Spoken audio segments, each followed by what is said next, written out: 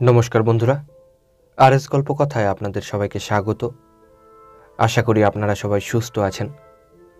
বন্ধুরা, আপনারা শুনছিলেন লেখক মণিলাল মুখোপাধ্যায়ের লেখা একটি উপন্যাস সাগরের আতঙ্ক। আজকের চতুর্থ এবং শেষ পর্ব।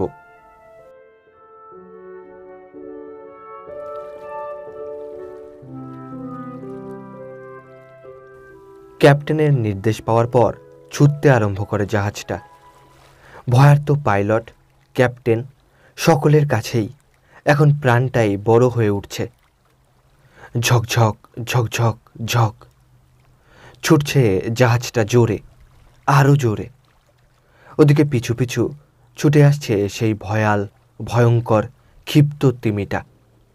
বুঝি আর কারো রক্ষে নেই। ক্যাপ্টেন সমানে চিৎকার করে চলেছে, আরো জোরে, আরো জোরে। ক্রমাগত কয়েক ঘন্টা চলার পর জাহাজটা বিশ্রাম নেবার জন্যে 1 মিনিট দাঁড়াতে পারছে না। দাঁড়াবার সঙ্গে সঙ্গেই সাগরের জল ভেদ করে ওঠে ফোয়ারা। সঙ্গে সঙ্গে ক্যাপ্টেনের চিৎকার, দ্যাট হোয়েল, দ্যাট ডেভিল, পালাও, জোরে, আরো জোরে। ঝকঝক ঝকঝক ছুটতে শুরু করে ট্রলারটা। ইঞ্জিন গরম, মনে হয় তার প্রাণান্তকর প্রচেষ্টা হয়তো ব্যর্থ হবে। সে ভেঙে পড়বে সাগরের জলে, অথবা তারও দম ফুরিয়ে আসবে একটু পরেই। চিৎকার করছে ক্যাপ্টেন, আরো জোরে, আরো জোরে। ছুটে চলেছে কলের জাহাজ, দিকভ্রষ্ট, লক্ষ্যহীন। তবু একটা লক্ষ্য আছে, সে হলো সকলকে বাঁচানো। জাহাজের ভেতরে সবাই কাঁপছে, সকলের এক ভয়। এই বুঝি তিমিটার লেজের ঝাপটায় তলিয়ে যায় জাহাজটা সাগরের নিচে। বিশ্রাম নেই, ঘুম নেই, দিনরাতের হিসেব পর্যন্ত নেই। পাগল প্রায় প্রত্যেকটি লোক, পাগল প্রায় ক্যাপ্টেনও। তার মুখ থেকে বারবার শুধু একটা কথাই শোনা যায়, জোরে, আরো জোরে, রান মাই শিপ, রান। কিন্তু থেমে গেল জাহাজটা। ক্যাপ্টেনের হাজার চিৎকার, পাইলটের হাজার চেষ্টা সত্ত্বেও দাঁড়িয়ে পড়ল জাহাজটা।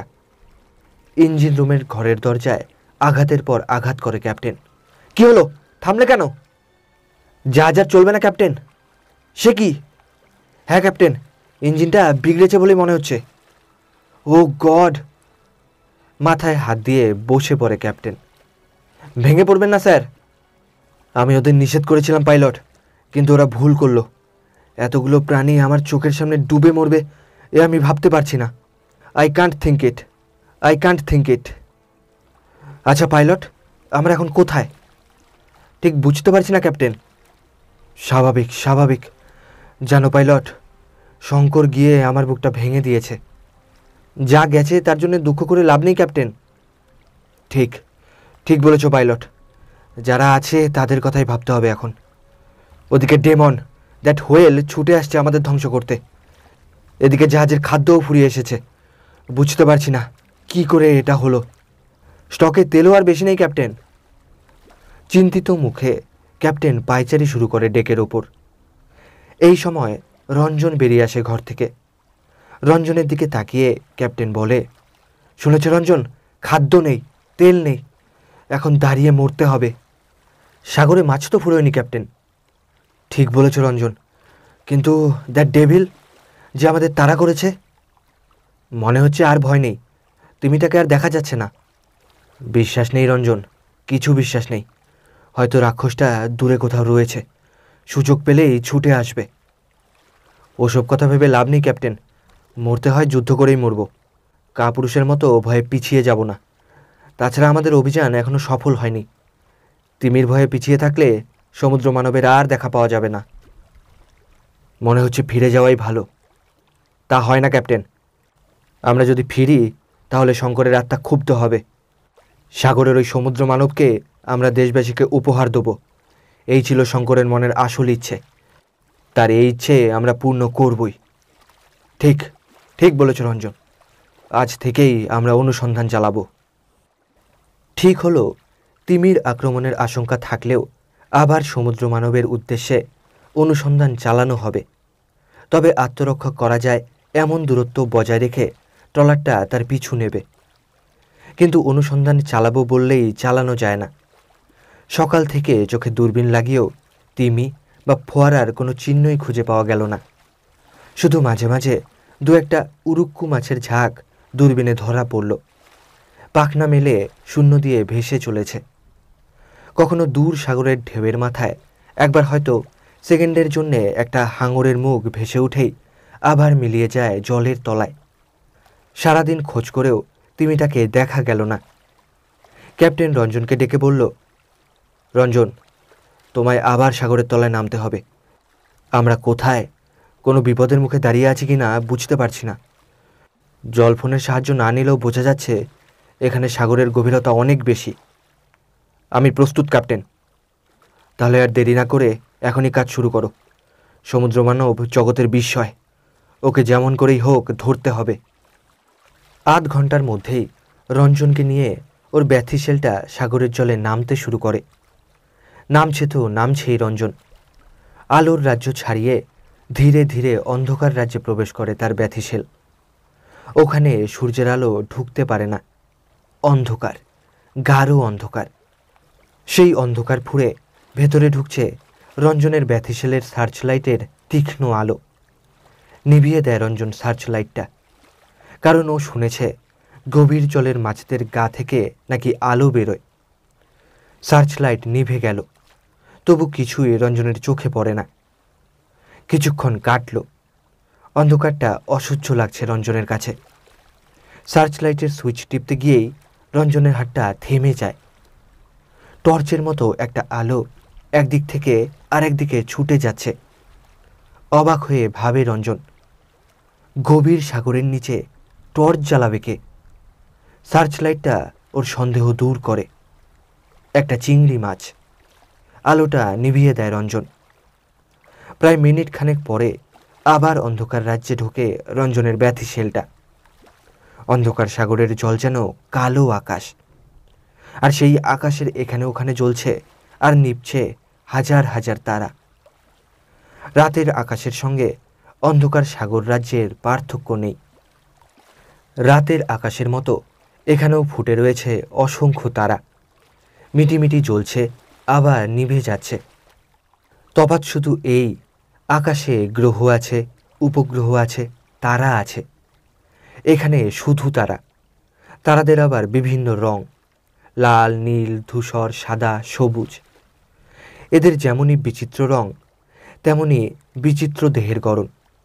একটা স্কুইড মাছ লাল, নীল, ধূসর আলো জ্বালিয়ে ছুটে চলেছে একটা সবুজ আর বেগুনি আলোর পিছু পিছু।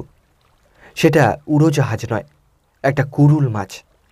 চেহারাটা ঠিক কুরুলের মতো, দুটো নলের ডগায় দুটো চোখ। কৌতূহল মেটাতে রঞ্জন মাঝে মাঝে সার্চ লাইট অন করছে, পরক্ষণেই অফ করে দিচ্ছে।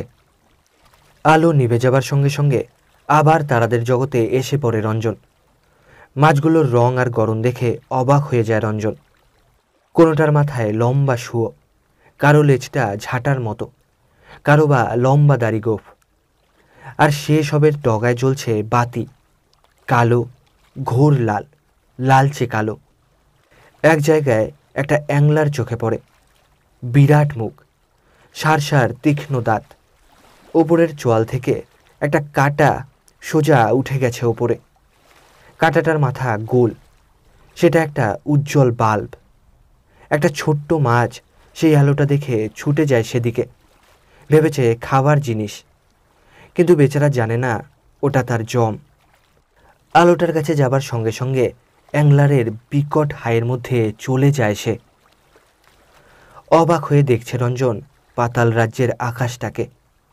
ছোট্ট মাছটা অ্যাংলারের পেটে চলে যাবার সঙ্গে সঙ্গেই আলোটা অফ করে দেয় রঞ্জন 1 সেকেন্ডের জন্যে। তারপর আবার লাইটটা অন করতেই চমকে ওঠে। শয়তানের মতো দেখতে তার সামনে ওটা কি? তার দিকে দাঁত মুখ খিচিয়ে এগিয়ে আসছে।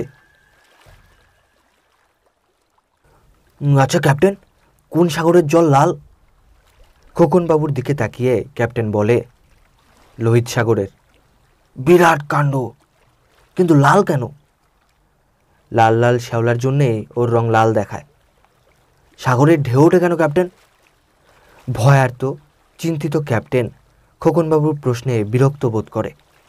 মুখটা অন্যদিকে ঘুরিয়ে বলে, বাতাসের জন্যে। বাতাস এসে সাগরের জলে ধাক্কা মারে, ধাক্কা খেয়ে সেখানকার জল সরে যায়, সঙ্গে সঙ্গে অন্য জায়গার জল সেখানে ছুটে আসে। এইভাবে ঢেউয়ের সৃষ্টি হয়। ঢেউ যদি না থাকতো তাহলে জাহাজে চড়ে ঘুরতে কী মজাই না লাগতো। ঢেউ না থাকলে জলের অধিবাসীরা বাঁচত কিনা সন্দেহ। ঢেউয়ের ঝাপটায় বাতাসের অক্সিজেন জলের সঙ্গে মিশে যায়। এই অক্সিজেন নিয়েই সাগরের অধিবাসীরা বেঁচে থাকে। বিরাট কাণ্ড! সাগরের জল যদি খাওয়া যেত। অনেক সাগরের জল মিষ্টিও হয় খোকনবাবু। যেখানে বৃষ্টি বেশি হয়, বেশি ঠান্ডা, সেখানে সাগরের জল মিষ্টি। আচ্ছা ক্যাপ্টেন, সাগরে মুক্তো পাওয়া যায়? পাওয়া যায়। বিরাট কাণ্ড! সোনা পাওয়া যায়, মুক্তো পাওয়া যায়। সত্যিই তাই খোকনবাবু। সাগরের তলায় যে শুক্তি জন্মায় তার ভেতরেই থাকে সাদা গোলাপি কালো মুক্তো। শুক্তির যখন মুখ খুলে থাকে সেই সময় যদি মুখের মধ্যে বালি ঢুকে যায় তাহলে সঙ্গে সঙ্গে শুক্তির দেহে যন্ত্রণা শুরু হয়। সেই সময় তার দেহ থেকে একরকম রস বেরোয়। ওই রস বালির কণাকে ঢেকে দিলেই তার যন্ত্রণা কমে। আর ওই বালির কণাকে ঘিরে যে গোলাকার জিনিসটা তৈরি হয় তার নাম মুক্তো। বিরাট কাণ্ড! আমি আর বাড়ি যাব না ক্যাপ্টেন, এইখানেই থাকবো। ডুব দেবো আর মুক্তো তুলবো, ডুব দেবো আর আর সেই সময় অক্টোপাসের 8টা সুর এগিয়ে আসবে তোমায় জড়িয়ে ধরতে। ও বিরাট কাণ্ড! তাহলে বাড়ি ফিরে যাওয়াই ভালো। এই সময় রঞ্জনের ফোন আসে। হ্যালো, কী ব্যাপার? হ্যাঁ, বিভৎস, বিশ্রী বড় বড় চোখ, মাথাটা বিরাট। ভয় নেই, ওটা একটা শয়তান মাছ। যাই হোক, তুমি উঠে এসো। সন্ধেবেলা ক্যাপ্টেনের কেবিন। ঘরের মধ্যে ক্যাপ্টেন আর উন্নির মধ্যে কথা হচ্ছে। অদ্ভুত, তুমি বলছো ও লোকটা তিরুনালের বাবা নয়? হ্যাঁ ক্যাপ্টেন, ওর মনে কোনো কুমতলব আছে। কিন্তু ও আমায় সেদিন বলেছে যে ওর নাম পুথন, তিরুনাল ওর ছেলে। পুথন আমার নিজের দাদা ক্যাপ্টেন, আমার দাদাকে চিনতে পারবো না? আমি জানি থিরুর শোকে দাদা আমার মরে গেছে। উনি একবার কান্নার ভান করে। সুরাইয়া তাহলে পুথন নয়? কিন্তু আমি বলছি ক্যাপ্টেন, ও নিশ্চয়ই কোনো বদমাইশ লোক। বাপ হয়ে ছেলেকে কেউ গুলি করতে পারে? কিন্তু সেদিন আমি নিজের চোখে দেখলাম তিমির ওপর সমুদ্র মানবকে দেখেই সুরাইয়া বন্দুক ছুড়ল। ঠিক ঠিক বলেছ উন্নি, সেদিন পিঠে চাবুক পড়তেই সব স্বীকার করল। তাই নাকি? হ্যাঁ ক্যাপ্টেন, আরও আছে ক্যাপ্টেন, তবে সে কথা আপনার না শোনাই ভালো। কেন? সে কথা শুনলে আপনি সুরাইয়ার হাত পা বেঁধে জলে ফেলে দিতে বলবেন। কথাটা শোনার জন্যে ক্যাপ্টেনের আগ্রহটা আরও বেড়ে যায়। আমি তোমায় আদেশ করছি, কিছু না লুকিয়ে কথাটা আমায় বলো। আপনি যখন আদেশ করছেন তখন বলতেই হবে। সেদিন চাবুক খাবার পর সুরাইয়ার দু চোখ দিয়ে আগুন ঝরছিল। মাঝে মাঝে আপনার আর শঙ্করের নামে গালিগালা করছিল। এরপর জাহাজটা যখন তিমির ধাক্কায় হঠাৎ দুলে উঠল, আমি পড়ে গেলাম মেঝের ওপর। সুরাইয়া ঝড়ের বেগে বাইরে বেরিয়ে গেল। আমি অনেক কষ্টে বাইরে এসে যা দেখলাম তা শুনলে আপনার... বনিতা রেখে খুলে বলো কি বলছো। দেখলাম সুরাইয়া টলতে টলতে শঙ্করবাবুর দিকে এগোচ্ছে। শঙ্করবাবু নিজেকে সামলাচ্ছিলেন, তবে তার চোখ ছিল সাগরের দিকে। সুরাইয়া পিছু দিক থেকে শঙ্করবাবুকে... কি হলো, থামলে কেন? শঙ্করবাবুকে ঠেলা মেরে ফেলে দিল। শঙ্করবাবু হুমড়ি খেয়ে পড়ল সাগরের জলে। উন্নি! শয়তান সুরাইয়া! শোনো উন্নি, তোমার কথা যদি সত্যি হয় তাহলে তাহলে শয়তানটাকে আমি চরম শাস্তি দেবো। ক্রূর হাসি হাসতে হাসতে উন্নি ক্যাপ্টেনের ঘর থেকে বেরিয়ে যায়। সকাল হতে না হতেই ঠাকুর এসে ক্যাপ্টেনকে ডেকে তুলে যা বলল তা শুনে ক্যাপ্টেনের চক্ষু স্থির। হুজুর, গঙ্গুলোকে পাওয়া যাচ্ছে না। সে কি, সব ঘরগুলো দেখেছ? হ্যাঁ হুজুর, কিন্তু কোথাও ওকে দেখতে পেলাম না। চলো আরেকবার খুঁজে দেখা যাক। কিন্তু সত্যিই গঙ্গুলুর খোঁজ পাওয়া গেল না। দুশ্চিন্তা আর ভয়ে সকলের মুখের হাসি উবে গেল। জলজ্যান্ত মানুষটা গেল কোথায়? রাতে ঠাকুরের কাছে শুয়েছিল গঙ্গুলু। দরজাটা ভেজানো ছিল। সকালবেলায় ঘুম ভাঙতেই অবাক হয়ে যায় ঠাকুর। পাশে গঙ্গুলু নেই। অন্যদিন গঙ্গুলুকে ডেকে তুলতে হয়, অথচ আজ তার আগে উঠে গঙ্গুলু গেল কোথায়? ভালো মন্দ ভাবতে ভাবতে বাইরে আসে ঠাকুর, কিন্তু গঙ্গুলুকে কোথাও দেখতে পেল না। ভয়, প্রাণের ভয়। সারাটা দিন ভয়ের মধ্যেই কেটে যায়। আসল রহস্যের সমাধান হলো না। দেখতে দেখতে রাত নেমে আসে সাগরে। ক্যাপ্টেনের আদেশে যে যার ঘরে ঢুকে পড়ে। শুধু পুথন তখনও বাইরে। এক দৃষ্টে সে চেয়ে আছে সাগরের দিকে। বড় একটা ঢেউয়ের শব্দ কানে এলেই মনটা ওর আনন্দে নেচে ওঠে। এই বুঝি তিরুনালকে দেখতে পাবে সে। কিন্তু ঢেউয়ের শব্দ মিলিয়ে যেতেই মিইয়ে যায় পুথনের মনটা। আজও তিরুনালের জন্যেই বেঁচে আছে পুথন। ওর বিশ্বাস তিরুনাল ওকে চিনতে পারবে, ওর বুকে ফিরে আসবে। ঘনিয়ে আসছে সাগরের ওপর গভীর কালো অন্ধকার। জাহাজে একটা থমথমে ভাব। ভীত সন্ত্রস্ত লোকগুলো সকাল করে খাওয়া দাওয়া সেরে যে যার ঘরে ঢুকে পড়ে। বিছানায় শুয়েছিল ক্যাপ্টেন, কিন্তু ঘুম আসছিল না চোখে। মনে এক চিন্তা, গঙ্গুলু গেল কোথায়? ঘড়িতে কাটায় কাটায় 10টা। হঠাৎ কেঁপে ওঠে জাহাজটা। উঠে পড়ে ক্যাপ্টেন। গায়ে একটা চাদর চাপিয়ে জানালার কাছে যায়। জানলা দিয়ে তাকায় বাইরের আকাশটার দিকে। আকাশে মেঘ নেই, এক আকাশ তারা। ঠান্ডা কনকনে একটা বাতাস বইছে সাগরের উপর দিয়ে। কাঁপতে শুরু করে ক্যাপ্টেন। জানলাটা বন্ধ করে ফিরে এসে সবেমাত্র বিছানায় শুয়েছে। এমন সময় অস্পষ্ট একটা গানের সুর ভেসে আসে তার কানে। কে যেন দূর, বহুদূর থেকে গান গাইছে। তবে এ যেন গান নয়, কারো বুক ফাটা কান্না। গান গাইতে গাইতে কেউ বোধহয় কাঁদছে।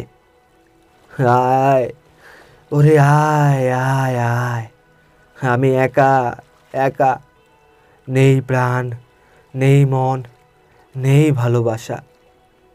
এখানে কেউ নেই, মানুষ নেই, ফাঁকা, সব ফাঁকা।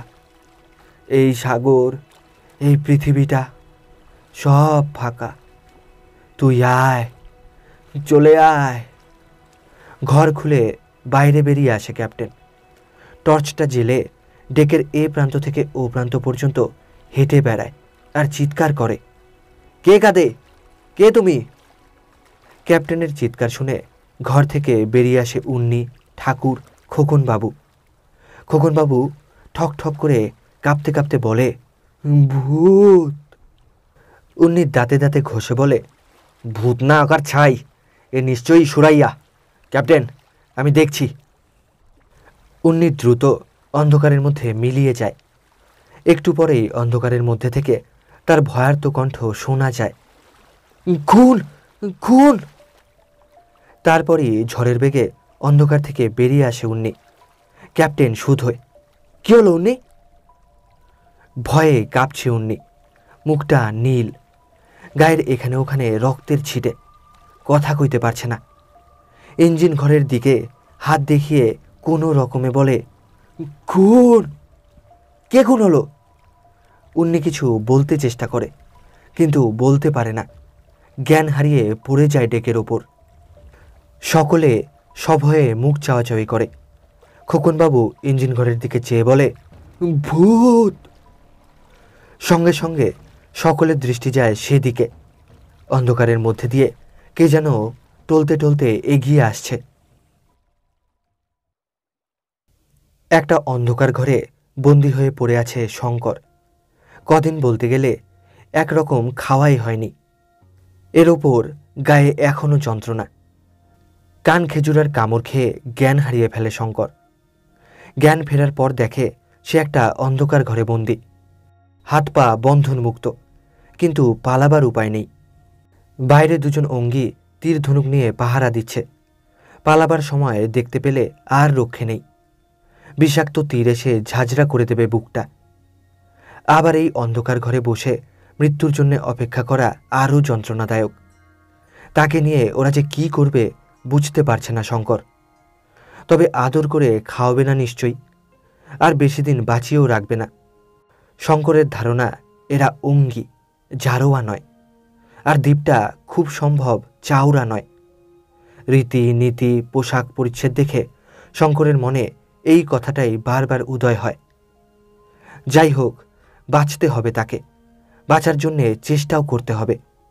এভাবে তিল তিল করে মরতে প্রাণ চায় না, তার চেয়ে ওদের বিষাক্ত তীরে যদি প্রাণটা যায়ও সেও ভালো। দেওয়ালের গায়ে কান রাখে শঙ্কর। বাইরে কজন লোক আছে বুঝতে চেষ্টা করে। গতকাল ওদেরই একজন বারবার উইং আইচ কথাটা উচ্চারণ করছিল। উইং আইচ ওদের একটা উৎসব। মেয়ে বিয়ের উপযুক্ত হলে এই উৎসবে ঘোষণা করা হয়। বিয়েতে লোকজন খাওয়ানো হয় না, ওদের ভোজ হয় এই উইং আইচ উৎসবে। কোনো বাড়িতে উইং আইচ উৎসব হলে মেতে ওঠে পাড়াটা। মেয়ের বাবা, আত্মীয় স্বজন, বন্ধুবান্ধব বিয়ের উপযুক্ত ছেলেদের নেমন্তন্ন করে। বিবাহযোগ্য ছেলেরা এসে মেয়ে পছন্দ করে।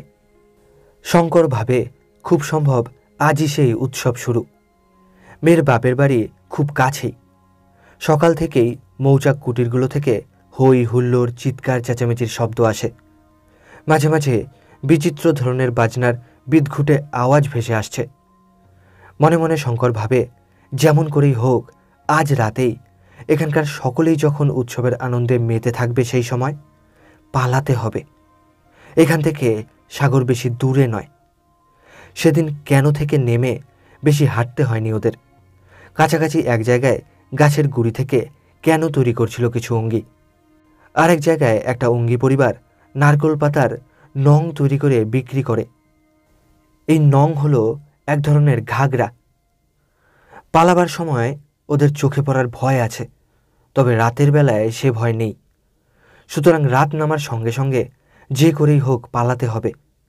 তারপর সাগরের পার থেকে একটা কেন জোগাড় করা শক্ত হবে না। সেদিন বালির ওপর সার সার বেশ কিছু কেন পড়ে থাকতে দেখেছিল শঙ্কর। নিজে সে নৌকো চালাতে জানে। দেশের নদীতে কতবার প্রবাহ ঠেলে উল্টো মুখে নৌকো চালিয়েছে সে। অবশ্য সাগরে নৌকো নিয়ে নামা বিপজ্জনক আর কষ্টকর। তার ওপর একা মানুষ সে। তবু তাকে পালাতেই হবে। এখানে পড়ে থাকার অর্থই অন্ধকারের মধ্যে তিলে তিলে মৃত্যুকে বরণ করা। মরতে হয় মৃত্যুর সঙ্গে লড়াই করেই মরবে সে। সাগরে নৌকো ভাসাবার পর ট্রলারটাকে খুঁজে নিতে বেশি বেগ পেতে হবে না। কদিন ভালোভাবে খাওয়া হয়নি শঙ্করের। মাঝে মাঝে ওরা একটা নারকেল ছুঁড়ে দিয়েছে ঘরের ভেতর মজা দেখার জন্যে। খিদে যে কি ভয়ানক তাই একদিন না খেয়েই শঙ্কর বেশ বুঝতে পেরেছে।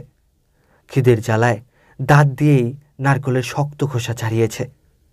ঠোঁট আর মাড়ি কেটে গল গল করে রক্ত বেরিয়ে এসে জামা ভিজিয়ে দিয়েছে। তবু থামেনি শঙ্কর যতক্ষণ না তার মিষ্টি জল আর পুরু শ্বাস দিয়ে পেট ভরাতে পেরেছে। ধীরে ধীরে অন্ধকার হয়ে আসছে দ্বীপটা। দূর থেকে উইং আইচ উৎসবের শোরগোল ভেসে আসছে। দেওয়ালের গায়ে আর একবার কান পাতে শঙ্কর। বুঝতে চেষ্টা করে কেউ পাহারা দিচ্ছে কিনা, কিন্তু বাইরে থেকে কোনো কথাবার্তা বা চলাফেরার শব্দ শুনতে পায় না। এরপর কিছুক্ষণের চেষ্টায় চালের এক জায়গায় বাঁশ আর বেত সরিয়ে কোনো রকমে মানুষ বের হবার মতো একটা ফাঁক সৃষ্টি করে। তারপর সেখান দিয়ে গলা বাড়িয়ে দেখে নেয় বাইরেটা। অন্ধকারে ভূতের মতো দাঁড়িয়ে আছে নারকেল গাছগুলো। কিছু দূরে একটা কিনেম অর্থাৎ কুটিরের সমষ্টি। তার একটার চারধারে বেশ কিছু লোকের ভিড়। দু একজন মশাল হাতে দাঁড়িয়ে আছে। এদিকে লক্ষ্য নেই কারো। মনে হয় কাউকে পাহারায় নিযুক্ত রেখে ওরা নিশ্চিন্ত। দু চোখ ভরে প্রকৃতিকে দেখে শঙ্কর। দেখে যেন স্বাদ মেটে না। চারদিক অন্ধকারে মোড়া, তবু চারধার ফাঁকা, আবদ্ধ নয়। বিশুদ্ধ বাতাসও বইছে। একদিন অন্ধকার ঘরে বন্দি থেকে হাঁপিয়ে উঠেছিল শঙ্কর। দম বন্ধ হয়ে আসছিল তার। বুক ভরে বিশুদ্ধ বাতাস নেয় শঙ্কর। নতুন করে প্রাণ ফিরে পাচ্ছে সে একটু একটু করে। এরপর আর একবার দেখে নেয় চারপাশ, ভাবে উল্টো দিক দিয়ে পালাবে। কাছাকাছি কেউ আছে কিনা বুঝতে পারে না। হঠাৎ মাথায় একটা বুদ্ধি আসে। ঘর থেকে কিছু নারকোল খোলা কুড়িয়ে নিয়ে আবার ফাঁকা জায়গাটা দিয়ে মাথা বের করে দরজার উল্টো দিকে কিছু খোলা ছুঁড়ে দেয় জোরে। একটা শব্দ হয়, সঙ্গে সঙ্গে একজন অঙ্গী তীর ধনুক হাতে ছুটে যায় সেদিকে। বিহবল দৃষ্টিতে এদিক ওদিক যায়, তারপর আবার দরজার কাছে ফিরে যায়। শঙ্কর আবার কিছু খোলা ছুঁড়ে ঠিক আগের মতো। লোকটা আবার ছুটে যায়, তবে আগের মতো বেশি দূর এগোয় না। মনে হয় ও ভাবছে এটা শিয়া বা অপদেবতার কাজ। শঙ্কর বুঝতে পারে একজন লোক পাহারায় নিযুক্ত। মনে বেশ কিছুটা সাহস ফিরে আসে। লোকটা ফিরে যাবার পর শঙ্কর আরও দুবার নারকেল খোলা ছোড়ে, কিন্তু লোকটা শব্দ শুনে আর নড়ে না। এই সুযোগ। শঙ্কর চাল থেকে দরজার বিপরীত দিকে লাফিয়ে পড়ে। পড়ার সঙ্গে সঙ্গে একটা শব্দ হয়। চুপ করে কিছুক্ষণ বসে থাকে শঙ্কর, দেখে লোকটা এগিয়ে আসে কিনা, কিন্তু কেউ এলো না। সাবধানে সন্তর্পণে পা টিপে টিপে নারকোল আর সুপুরি গাছের আড়ালে নিজেকে লুকিয়ে যেদিক থেকে সাগরের ঢেউ আছড়ে পড়ার শব্দ ভেসে আসছে সেদিকে এগিয়ে যায় শঙ্কর। যতই এগোচ্ছে শঙ্কর, ততই সাগরের গর্জনধ্বনি জোর হতে থাকে। হঠাৎ সাগরের গর্জন ছাপিয়ে একটা প্রচণ্ড হৈহট্টগোলের শব্দ ভেসে আসে। বেশ কিছু অঙ্গী চিৎকার করতে করতে তার দিকেই ছুটে আসছে। ছুটতে আরম্ভ করে শঙ্কর। কোনো রকমে সাগরে কেন ভাসাতে পারলে বাঁচলেও বাঁচতে পারে সে। রাত থাকতে থাকতে অনেকটা দূরে গেলে আর চিন্তার কারণ থাকবে না। তারপর তাদের জাহাজটা খুঁজে নেবে সে। অঙ্গীদের চিৎকার চেঁচামেচির শব্দ ক্রমশই জোর হচ্ছে। বেশ বুঝতে পারে শঙ্কর ওরা তাকে খুঁজতে খুঁজতে সাগরের দিকে এগিয়ে আসছে। ছুটছে শঙ্কর জোরে, আরও জোরে, প্রাণপণে। মাঝে মাঝে পিছু ফিরে দেখছে ওরা কত দূরে। হাঁপাতে হাঁপাতে একসময় বসে পড়ে মাটির ওপর, কিন্তু পিছু দিকে চোখ যেতেই গায়ের রক্ত ঠান্ডা হয়ে আসে। নারকোল আর সুপুরি গাছের ফাঁকে ফাঁকে সার সার মশাল। মশালগুলো এগিয়ে আসছে তার দিকে দ্রুত গতিতে। খোকনবাবুর কথায় সকলেই অন্ধকারে ঢাকা ইঞ্জিন ঘরের দিকে তাকায়। কে যেন টলতে টলতে ঘর থেকে বেরিয়ে আসছে। এগিয়ে যায় ক্যাপ্টেন, হাতে শুধু একটা টর্চ।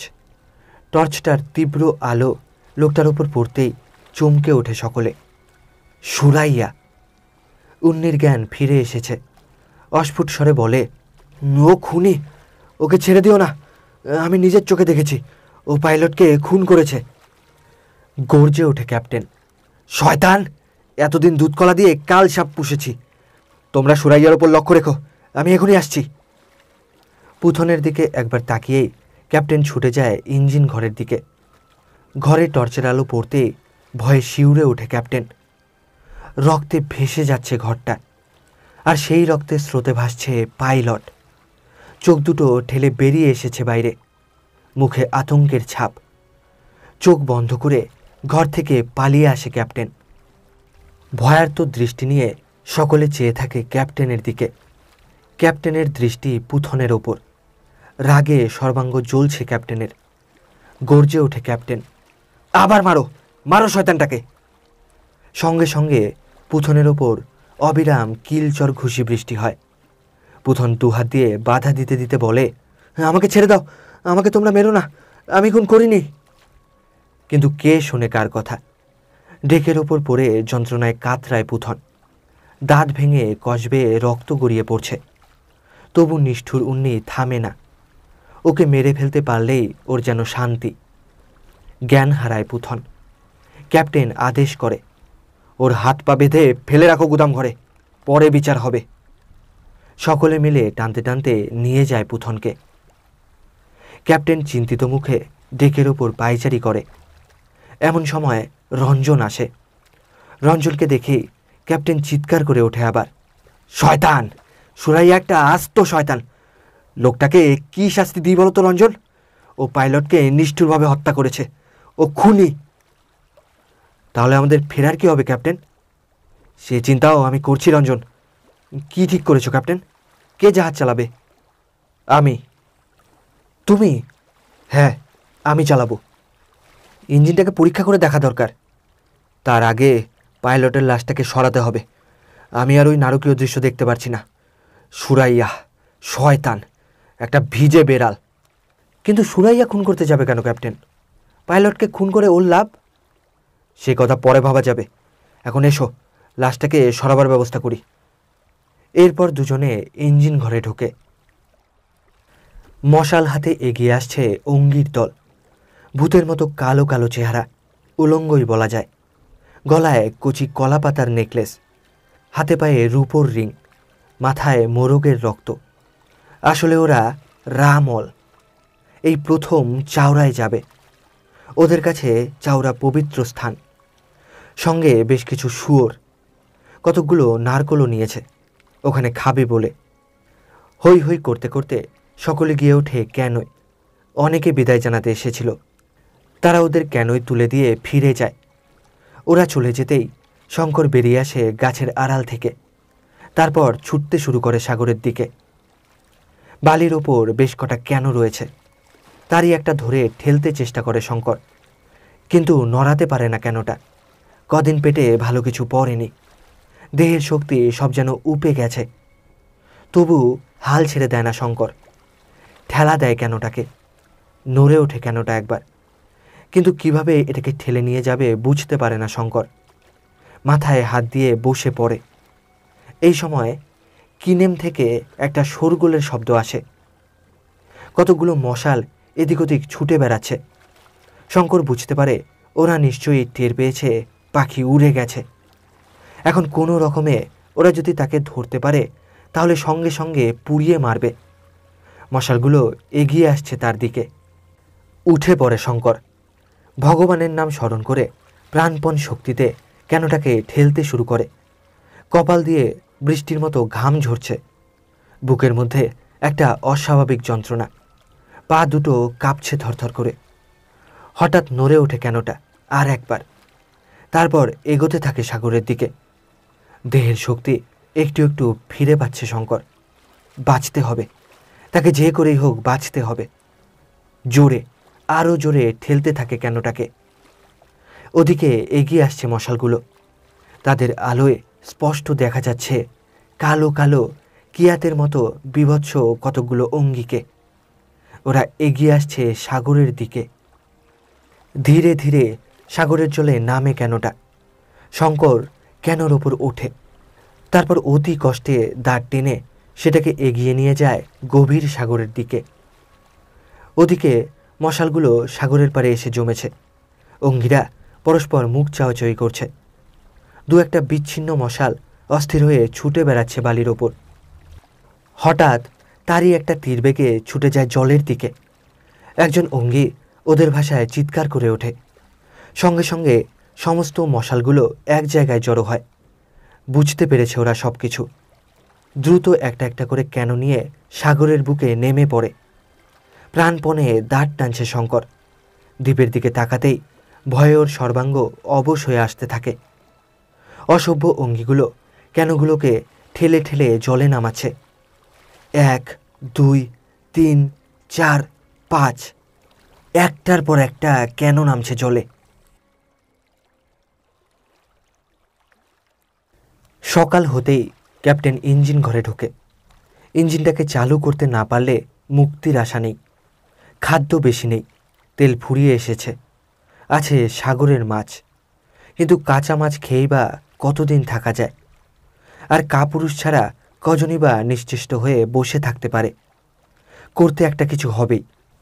উঠে পড়ে লেগে যায় ক্যাপ্টেন। রঞ্জন একটা দূরবীন নিয়ে দেখছিল চারদিক, যদি কোনো লাইনার, কার্গো বা জার্মান টর্পেডোর সন্ধান পাওয়া যায়। দ্বিতীয় বিশ্ব মহাযুদ্ধের আগুন এখনও সম্পূর্ণ নেভেনি। হয়তো একটা জাপানি ফ্রিগেটের দেখা মিললেও মিলতে পারে, কিন্তু না। লাইনার, কার্গো দূরে থাক, একটা সাধারণ ক্যানোও তার চোখে পড়ল না। হতাশ হয়ে ক্যাপ্টেনের কাছে যাবার জন্যে পা বাড়িয়েছে। এমন সময় রঞ্জন দেখে ক্যাপ্টেন ইঞ্জিন ঘর থেকে বেরিয়ে আসছে। মুখে ক্লান্তির ছাপ, গা, হাত, পা, পোশাক পরিচ্ছেদে কালির ছাপ। রঞ্জনের দিকে তাকিয়ে ক্যাপ্টেন বলে, হোপলেস রঞ্জন, রোগটাকে ধরতে পারলাম না। কোনো জাহাজের চিহ্ন পর্যন্ত দেখতে পেলাম না ক্যাপ্টেন। ইল্লাক রঞ্জন, সবই কপাল। ঠিক এই সময় স্টোর ইনচার্জ এসে খবর দিল, ভাড়ারে আর এক কণাও চাল নেই। ভয়, হতাশা আর ক্লান্তি চেপে ধরল সকলকে। ভাড়ার খালি শুনে খিদেও যেন বেড়ে উঠল প্রবলভাবে। উন্নি পাশে এসে দাঁড়িয়েছিল, বলে উঠল, সুরাইয়াই যত নষ্টের মূল। লোকটা অপয়া ক্যাপ্টেন, ওকে জাহাজ থেকে ফেলে দিলেই সব বিপদ কেটে যাবে। আমাকে একটু একা থাকতে দাও তোমরা, আমি আর ভাবতে পারছি না। কিন্তু ক্যাপ্টেন। চুপ করো উন্নি, তুমি তোমার কাজে যাও। রঞ্জনের তাড়া খেয়ে উন্নি পালিয়ে যায়। রঞ্জন, ভয় কি ক্যাপ্টেন, ব্যবস্থা একটা হবেই। Hopeless Ranjan, hopeless. ওদিকে উন্নি জাহাজের সকলকে বুঝিয়েছে সুরাইয়ার জন্যেই তাদের যত বিপদ, ওই লোকটাই যত নষ্টের মূল। ওকে সাগরে ফেলে দিলে এই বিপদ কেটে যাবে। খালাসিরা তাই বিশ্বাস করেছে। আর বোধ হয় ঠেকানো যাবে না রঞ্জন, ওরা ক্ষেপে গেছে। তোমার আমার কথা আর শুনবে না। সুরাইয়াকে হয়তো মৃত্যুদণ্ড দেবে। ক্যাপ্টেন, ওই যে ওরা চিৎকার করছে, মনে হচ্ছে ওরা সবাই সুরাইয়ার ঘরে ঢুকেছে। আমি আসছি ক্যাপ্টেন। যা ভালো বোঝো করো, তবে ওরা যখন বিদ্রোহ শুরু করেছে তখন তোমার কথা আর শুনবে কিনা সন্দেহ। এগিয়ে যায় রঞ্জন সুরাইয়ার ঘরের দিকে। ও যা আশঙ্কা করেছিল তাই। জাহাজের সবাই জড়ো হয়েছে সুরাইয়ার ঘরে। উন্নি দাঁড়িয়ে দাঁড়িয়ে আদেশ করছে। 4-5 জন খালাসি সুরাইয়াকে দড়ি দিয়ে আষ্টে পৃষ্ঠে বাঁধছে। বাঁধো, বাঁধো শয়তানটাকে, তারপর টানতে টানতে নিয়ে গিয়ে জলে ফেলো। অনাহারে অনিদ্রায় ক্লান্ত হয়ে পড়েছে পুথন। এর ওপর উন্নির অত্যাচারের মাত্রা সীমা ছাড়িয়ে গেছে। অনুনয় বিনয় করছে সে। আমাকে ছেড়ে দাও তোমরা, আমি কিচ্ছু করিনি। গর্জে ওঠে উন্নি। চুপ কর শয়তান, আর একটা কথা বললেই জুতোর গোড়ালি দিয়ে তোর নাক থেতলে দেবো। ক্ষীণ স্বরে পুথন বলে, উন্নি, তুই আমায় ছেড়ে দে ভাই, আমি তোকে ক্ষমা করব, আমার সব কিছু তোকে দিয়ে দেব। বিকট শব্দ করে হেসে ওঠে উন্নি। আমায় ক্ষমা করবে?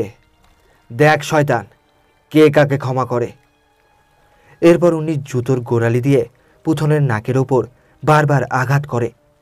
লাল তাজা রক্তে ভেসে যায় পুথনের মুখটা। থামো, থামো তোমরা, গর্জে ওঠে রঞ্জন। উন্নি ঘাড় ফিরিয়ে একবার রঞ্জনের দিকে তাকায়, তারপর বিদ্রুপের সঙ্গে বলে, এই যে ক্যাপ্টেনের অ্যাসিস্ট্যান্ট, ভাইসব, ওই কুকুরটাকে তাড়িয়ে দাও এখান থেকে।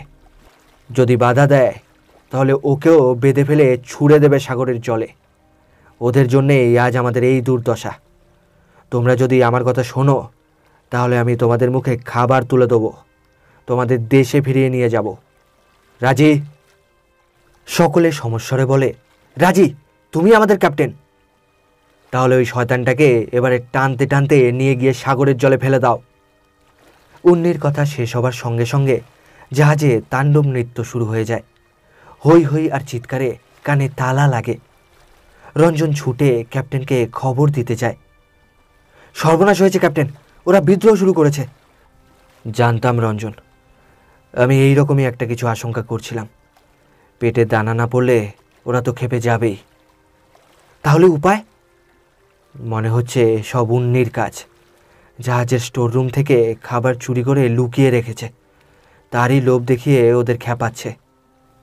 ওই যে সুরাইয়াকে এদিকে নিয়ে আসছে চিৎকার করতে করতে। মারো, মারো শয়তানটাকে, একজন চিৎকার করে বলে। অন্য আরেকজন বলে ওঠে, ওর চোখ দুটো উপড়ে নে। ক্যাপ্টেন ঘর থেকে একটা চাবুক নিয়ে ধীরে ধীরে ওদের সামনে গিয়ে দাঁড়ায়। তারপর গম্ভীর স্বরে বলে, আমি ক্যাপ্টেন, আমি আদেশ করছি, সুরাইয়াকে তোমরা ছেড়ে দাও। ও যদি দোষী হয় তাহলে ওর বিচার হবে। সঙ্গে সঙ্গে সকলে একসঙ্গে হেসে ওঠে বিদ্রুপের হাসি। উন্নি চিৎকার করে বলে, ঠেলে ফেলে দে কুকুরটাকে সামনে থেকে। খবরদার, আর একটা কথা বললে আমি চাপকে তোমাদের পিঠের ছাল চামড়া তুলে নেব। ক্যাপ্টেনের হাতে একটা চাবুক, কাঁপছে ক্যাপ্টেন রাগে। দুজন ছুটে গিয়ে ক্যাপ্টেনের হাত থেকে কেড়ে নেয় চাবুকটা। তারপর ক্যাপ্টেনের পিঠে চাবুকের পর চাবুক চালায়। ওদিকে উন্নি আর একজন খালাসি পুথনকে টানতে টানতে নিয়ে যায় ডেকের ধারে। রঞ্জন ছুটে যায়, সমস্ত শক্তি দিয়ে বাধা দেবার চেষ্টা করে। লাথির পর লাথি ছড়ে উন্নি রঞ্জনকে লক্ষ্য করে, কিন্তু রঞ্জন সজোরে জড়িয়ে ধরেছে উন্নির কোমরটা। চিৎকার করে ওঠে উন্নি, এই তোরা সব হাঁ করে দেখছিস কি? সরিয়ে দে কুত্তাটাকে। ঠিক এই সময় দূর থেকে একটা শব্দ ভেসে আসে, ঝকঝক ঝকঝক। চিৎকার করে ওঠে ক্যাপ্টেন, জাহাজ জাহাজ আসছে। এরপর ছুটে যায় ডেকের ধারে। তারপর পাগলের মতো চিৎকার করে, জাহাজ জাহাজ আসছে, স্যালভেজ শিপ, কামেয়ার কামেয়ার। হাতের রুমালটা ঘন ঘন নাড়ায় ক্যাপ্টেন। এরপর গায়ের জামাটা খুলে মাথার উপর নাড়ায়। ঝকঝক ঝকঝক ছুটে আসছে জাহাজটা তাদের ট্রলারটার দিকে। সমস্ত প্ল্যান ভেস্তে যায় দেখে পুথনকে ছেড়ে ছুটে আসে উন্নি। তারপর বাঘের মতো ঝাঁপিয়ে পড়ে ক্যাপ্টেনের ঘাড়ে। ক্যাপ্টেনকে ডেকের উপর ফেলে জামা সমেত হাতটা জুতোর গোড়ালি দিয়ে থ্যাতলাতে শুরু করে। যন্ত্রণায় চিৎকার করে ওঠে ক্যাপ্টেন। রঞ্জন ছুটে আসছিল, কিন্তু দুজন খালাসি ওকে ধরে রাখে। চিৎকার করছে ক্যাপ্টেন, শয়তান উন্নি, সুরাইয়াকে তুই সরিয়ে দিতে চাস। আমি বুঝতে পেরেছি, সুরাইয়াই পুথন। সম্পত্তির লোভে ভাই হয়ে ভাইকে খুন করতে চাস। বিকট শব্দ করে হেসে ওঠে উন্নি। কিছুক্ষণ পরে হাসি থামিয়ে বলে, আরও শোন শয়তান, পাইলটকে আমিই খুন করেছি, জাহাজ যাতে নড়তে না পারে সেই জন্যে। তিরুনালকে শেষ না করে দেশে ফিরলে আমি কিছুতেই শান্তি পাবো না। শয়তান, দেশের আইন তোকে রেহাই দেবে না। দেশের আশা ছেড়ে দে কুকুর, তোদের কাউকে দেশে ফিরে যেতে হবে না। কুত্তাটাকে বাঁধ, তারপর সাগরের জলে ফেলে দে, এটাকে আমিই শেষ করছি। এরপর উন্নির হাতটা একবার কোমরের কাছে যায়। সেকেন্ডের মধ্যে হাতটা আবার শূন্যে ওঠে। চকচক করে ওঠে একটা ইস্পাতের পাত। ভয়ে শিউরে ওঠে রঞ্জন। দু চোখ বন্ধ করে চিৎকার করে, উন্নি, শয়তান, শয়তান, যা তোর শঙ্করের কাছে। গুরুম গুরুম গুরুম। ইস্পাতের পাটটা নেমে আস্তে আস্তে থেমে যায়। ছিটকে পড়ে সেটা ডেকের ওপর। অবাক হয়ে যায় সকলে। পিছু ফিরে তাকাতেই চক্ষু স্থির। ডেকের ওপর কজন জাপানি ফৌজ, তাদের সামনে শঙ্কর। উন্নিকে ঠেলে দিয়ে ক্যাপ্টেন ছুটে যায় শঙ্করের দিকে। তাকে জড়িয়ে ধরে বলে, Shankar, my Shankar, you are alive, may God bless you my friend. ভগবানকে ধন্যবাদ ক্যাপ্টেন, আমি ঠিক সময়ে এসে পড়েছি। আর একটু দেরি হলে যা ঘটতো সে কথা ভাবতে আমার গায়ে কাঁটা দিয়ে উঠছে। উন্নি সাগরে ঝাঁপ দিতে যাচ্ছিল, কিন্তু তাকে ধরে বেঁধে ফেলে জনাচারেক জাপানি সেনা। তারপর উন্নিকে স্টোর রুমে পুরে রাখা হলো। পুথনের বাঁধন খুলে ফেলা হলো। মুক্ত হলো রঞ্জনও। জাপানি ফৌজের ভয়ে কেউ আর একটা কথাও বলতে সাহস করল না। তাছাড়া খালাসিরা উন্নির আসল চরিত্রটা বুঝতে পারছিল একটু একটু করে। ক্যাপ্টেন জাপানি ফ্রিগেটের ক্যাপ্টেনকে কৃতজ্ঞতা জানাতে গেল, কিন্তু ফ্রিগেটের ক্যাপ্টেন বলল, you are our friends, you are of India, of Bose's land. তোমরা আমাদের বন্ধু, তোমরা ভারতের, বোসের দেশের লোক। এরপর ক্যাপ্টেনের মুখ থেকে সব কাহিনী শুনে ওদের এক্সপার্টকে ইঞ্জিন রুমে পাঠালো। কিছুক্ষণের মধ্যে গর্জে উঠল ইঞ্জিনটা। তারপর ফিরে গেল জাপানি ফ্রিগেটটা। আনন্দের জোয়ার বইতে থাকে জাহাজে। উন্নির চুরি করা খাদ্য সম্ভার বেরিয়ে পড়ল। নিঃসন্দেহে ওই খাদ্যে আরও কিছুদিন চলে যাবে। সেদিন আর বাড়ির পথ ধরল না ট্রলারটা। ঠিক হলো রাতে শঙ্করের রোমাঞ্চকর কাহিনী শোনা হবে। সকালবেলায় বিশাখাপত্তনমের দিকে জাহাজ ছুটবে। শঙ্করের কাহিনী বেশ মন দিয়েই শুনছিল সকলে। শঙ্কর বলল, দিকবিদিক জ্ঞানশূন্য হয়ে ছুটতে লাগলো কেনটা, আর একটু হলেই ধরে ফেলতো অঙ্গিরা।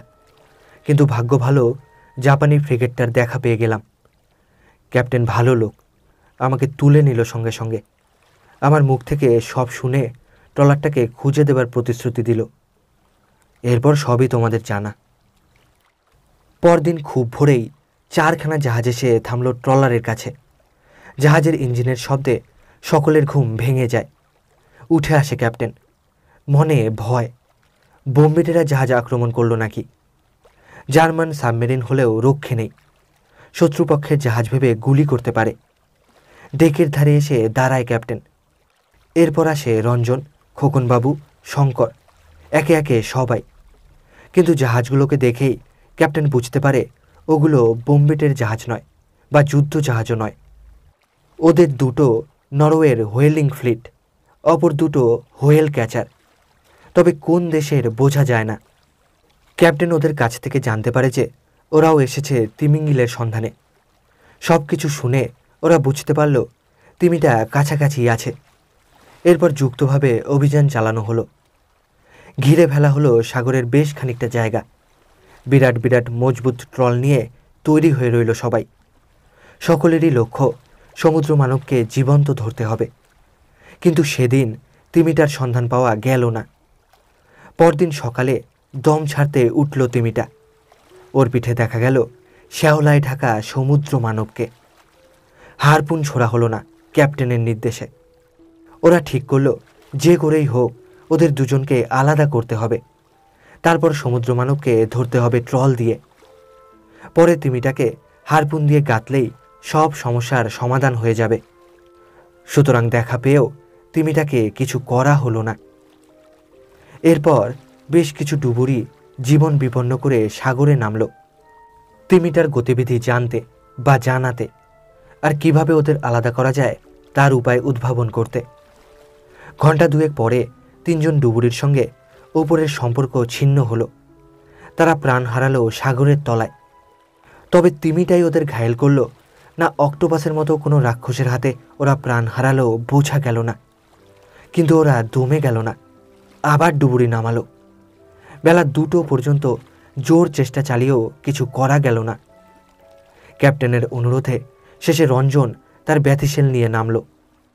কিছুক্ষণ পরেই রঞ্জনের ব্যাথিশেলটা থেমে গেল। সার্চ লাইটের তীব্র আলোয় রঞ্জন দেখল ব্যাথিশেলটা একটা পর্বতের মাথায় নেমেছে। সার্চ লাইটের অন্ধকার ভেদ করে ছুটে চলেছে সামনে। একটা তরোয়াল মাছ তীব্র গতিতে ছুটে যাচ্ছে সামনের দিকে। রঞ্জন ফোনের মাধ্যমে ক্যাপ্টেনকে সব জানায়। ব্যাথিশেলটাও এগিয়ে চলেছে। সার্চ লাইটের আলোর পর্দায় ভেসে ওঠে একটা বীভৎস মুখ, সেই তিমিটা। তরোয়াল মাছটা তার সুতীক্ষ্ণ ঠোঁট দিয়ে ঢু মারে তিমির পেটে। আর যায় কোথা? রাম রাবণের যুদ্ধ। এই সুযোগ। সমুদ্র মানবটা একটা পর্বতের চূড়োয় উঠে তরোয়াল মাছটাকে আক্রমণ করার জন্য তৈরি হচ্ছে। হঠাৎ তাকে ঘিরে ধরল একটা মজবুত জাল। বেশ কিছুক্ষণ যুদ্ধ করল সমুদ্র মানব, কিন্তু জালটা তাকে জড়িয়ে ধরল আরও দৃঢ়ভাবে। অসহায় সমুদ্র মানব ধাত্রীমায়ের দিকে মমতা ভরা দৃষ্টি নিয়ে চেয়ে থাকে, আর নিষ্ফল আক্রোশে মাঝে মাঝে হাত পা ছড়ে। বন্দী হলো সমুদ্র মানব। হোয়েল ক্যাচার দুটোর পরিচয় পাওয়া গিয়েছিল। ও দুটো ব্রিটেনের। তারই একটাতে তোলা হলো সমুদ্র মানবকে। একটা ঘরে আটকে রাখা হলো। জানলা দিয়ে উঁকি মেরে সবাই দেখতে লাগলো সমুদ্র মানবকে। সকলেই হতবাক, ঠিক মানুষের মতো। অনেক দিন জলে বাস করার জন্যে গায়ে শ্যাওলার মতো কি যেন জন্মেছে। শরীর বেশ মজবুত, প্রচণ্ড ক্ষমতার অধিকারী। 6-7 জন মিলে ঘরে নিয়ে যেতে হিমশিম খেয়ে গেছে। মাথার দুপাশ সামান্য উঁচু। অবশ্য বেশ ভালো করে লক্ষ্য করলে তবেই বোঝা যাবে। ছুটে আসে পুথন। জানলার ফাঁকে মুখ রেখে চিৎকার করে, তিরুলাল, তিরু, আমার তিরু। ওই যে কানে চিকচিক করছে রূপোর মাকড়ি। তিরু, আমি চিনতে পেরেছিস তিরু? আমি তোর বাবা। পুথনের দু চোখ দিয়ে জল ঝরছে। অবাক চোখে সমুদ্র মানব চেয়ে থাকে বেশ কিছুক্ষণ পুথনের দিকে। তারপর লাফালাফি শুরু করে। কপাট জানলায় আঘাত করে। হাত কেটে রক্ত ঝরছে, তবু বিরাম নেই, বিশ্রাম নেই। মানুষের দুর্বোধ্য এক ভাষায় চিৎকার করছে আর দমাদম আঘাত করছে জানলা কপাটে। হোয়েল ক্যাচারের ক্যাপ্টেনের আদেশে সকলে সরে যায় ঘরের কাছ থেকে, কিন্তু পুথন নড়তে চায় না। ওকে তখন জোর করে ট্রলারে পাঠিয়ে দেওয়া হলো। চিৎকার করে পুথন, তিরু, আমার তিরু, ওকে ছেড়ে আমি যাব না, আমায় তোমরা ছেড়ে দাও। পুথনকে ট্রলারে ফেরত পাঠিয়ে হোয়েল ক্যাচারের ক্যাপ্টেন পাইলটকে জাহাজ ছাড়ার নির্দেশ দিল। এবারে এগিয়ে এলো শঙ্কর। তিরুনালকে, সমুদ্র মানবকে ফিরিয়ে দিতে হবে। ও পুথনের হারিয়ে যাওয়া ছেলে, ওর ওপর একমাত্র পুথনেরই অধিকার। মৃদু হেসে ক্যাচারের ক্যাপ্টেন বলে, তুমি ভুল করছো ইন্ডিয়ান। তিমিটা আমাদের ঠান্ডা সাগরের, ওদের গায়ে একরকম পোকা হয়, তারই জ্বালায় পালিয়ে এসেছিল এদিকে। ওই তিমির আশ্রয়ে ওর বুকের দুধ খেয়ে মানুষ হয়েছে সমুদ্র মানব। ওর ওপর কেবল আমাদেরই অধিকার। গর্জে ওঠে ক্যাপ্টেন, প্রতিবাদ জানায় রঞ্জন, কিন্তু ওরা এদের কথায় কর্ণপাত করে না। ধীরে ধীরে হোয়েলিং ফ্লিট আর হোয়েল ক্যাচারগুলো এগোতে থাকে ব্রিটেনের দিকে। এদের সঙ্গে ওদের ব্যবধান ক্রমশই বাড়ছে। হঠাৎ সেই গান শোনা যায়। চমকে ওঠে সকলে। এ যেন গান নয়, এ বুক ফাটা কান্না। আয় ওরে আয়, আয় আয়, আমি একা একা, নেই প্রাণ, নেই মন, নেই ভালোবাসা। ছুটে যায় ক্যাপ্টেন পুথনের ঘরের দিকে। এ নিশ্চয়ই পুথনের গলা। যা ভেবেছে ক্যাপ্টেন ঠিক তাই। খ্যাপার মতো পুথন মাথা ঠুকছে, কাঁদছে, আর সেই গানটা গাইছে। ফুঁসছে সাগরটা, তার গানের সঙ্গে ফুলে ফুলে উঠছে। মনে হচ্ছে একটা মৃত আগ্নেয়গিরি যেন প্রাণ ফিরে পেয়ে জেগে উঠছে ধীরে ধীরে। গেয়ে চলেছে পুথন, এখানে কেউ নেই, মানুষ নেই, ফাঁকা, সব ফাঁকা। গায়ে কাটা দিয়ে ওঠে সকলের। সাগরটা ফুঁসতে ফুঁসতে ফুলে উঠছে পাহাড়ের মতো, ঠিক যেন একটা বিষধর সাপ ফনা তুলে ফোঁস করছে। তখনও গাইছে পুথন, এই সাগর, এই পৃথিবীটা সব ফাঁকা, তুই আয়, ফিরে আয়। ছুটে যাচ্ছে পাহাড় প্রমাণ ঢেউটা হোয়েলিং ফ্লিট আর হোয়েল ক্যাচারগুলোর দিকে প্রচণ্ড গর্জন করতে করতে। তারপর মুহূর্তের মধ্যে যেন প্রলয় ঘটে যায়। পাহাড় প্রমাণ ঢেউটা আছড়ে পড়ে সেই হোয়েল ক্যাচারটার ওপর, যার মধ্যে বন্দি আছে সমুদ্র মানব। নিমেষের মধ্যে তলিয়ে যায় হোয়েল ক্যাচারটা সাগরের অতল জলে। ডেকের ওপর দাঁড়িয়ে কাঁদছে পুথন। এগিয়ে আসে শঙ্কর পুথনের কাছে, ওর কাঁধে হাত রেখে বলে, ঘরে চলো পুথন। তিরুনাল, আমার তিরু। ও সাগর থেকে উঠেছিল, আবার সাগরে মিলিয়ে গেল। ধীরে ধীরে ট্রলারটা হোয়েলিং ফ্লিট আর হোয়েলিং ক্যাচারটার কাছ থেকে সরে যায় দূরে, বহু দূরে। পরের ঘটনা খুবই সংক্ষিপ্ত। দেশে ফিরে উন্নি শুনল পুণ্যন আর তার একমাত্র ছেলে কুঞ্চন আগুনে পুড়ে মরে গেছে। কে বা কারা রাত্রের অন্ধকারে ঘরে আগুন লাগিয়েছিল তা বুঝতে পারা যায়নি।